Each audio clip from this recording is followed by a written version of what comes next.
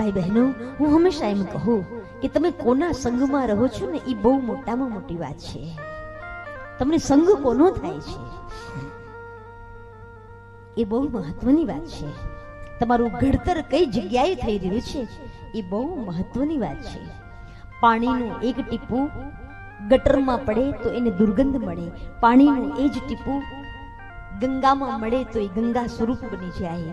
પાણીનું એ જ ટીપું એક ધગધગતા તવા ઉપર પડે તો વિનાશ થઈ જાય. એ જ પાણીનું ટીપું કોઈક માણસ તરસ્યા માણસના મોઢામાં પડે તો એ અમૃત બની જાય.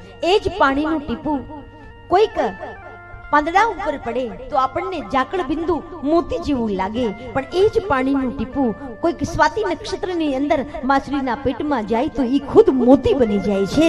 પાણીનું ટીપું તો એનું એ છે. એને સંગ કોનો થાય છે એ મહત્વનું છે. આપણા જીવનમાં કોઈ સાચા સંત મળી જાય, સદગુરુ મળી જાય તો આપણું જીવન ધન્ય બની જાય. ભાઈ બહેનો,